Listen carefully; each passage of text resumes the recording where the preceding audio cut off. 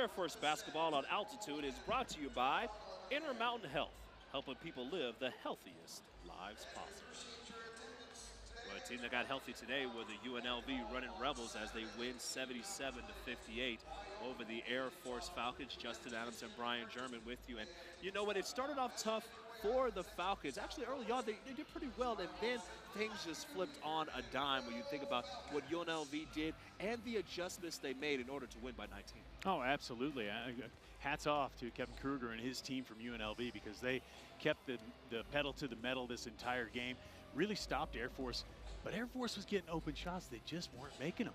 Yeah, this was one of the games. Well, Air Force is going to look back and say, hey, we had our chances with our three-point shooting, just weren't able to go and knock it down, as Air Force only made 8 three-pointers in this game, 8 of 35. That's not going to be good enough when you're taking on a team the quality of UNLV. Absolutely, and even now you're in Mountain West play. You know, Air Force 0-2 now in Mountain West Conference play. They're going to have to start hitting some shots, or they're going to be in deep trouble as they go out through the rest of this conference. Let's take a look at the highlights of this one, and it started off well, like we said early on for Air Force, but then you look at UNLV and what they were able to do. They were able to go and just get plenty of buckets, and it started off with Mr. Bedford.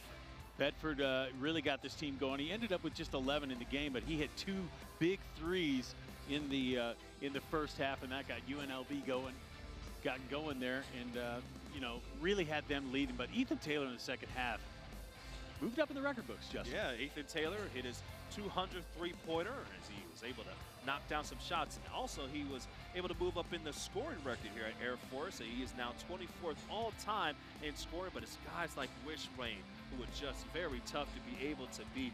Wishrain with 16 points. He was impressive in this one. As we look at the final statistics, it's all about the field goal percentage. Where you have the opportunities, you got to knock them down. You got to knock them down. And, you know, the rebounds, that's pretty good for Air Force. And early on in this game, when they were in the game, they were getting a lot of offensive boards.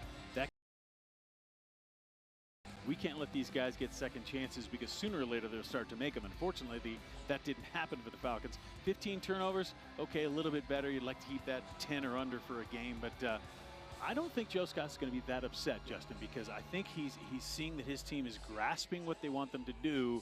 Now it's get in the gym, put up more shots, because if you do that, the more shots you put up outside in practice, the more you're going to make in the game. And it's also about saying, hey, with confidence, let's go and make our shots. Yes, you only made 8 three-pointers today, but the opportunities were there. One of the things that UNLV did was they double-teamed guys like Husky, and when you get double-teamed, it says, hey, quickly pass it out, leading to some wide-open threes. Early on, Jeffrey Mills was able to make some triples, but then the misses started to come, and that's when UNLV were able to go and build up their lead. Yeah, it's tough for the Falcons, but I think there's still lots of bright spots to look ahead for, and that's what Joe Scott's going to do as they head to Wyoming, or for here against Wyoming on Saturday. We're going to carry it right here for you on Altitude Sports and Entertainment, as UNLV was able to go and get a W against the Air Force Falcons by a final score of 77-58.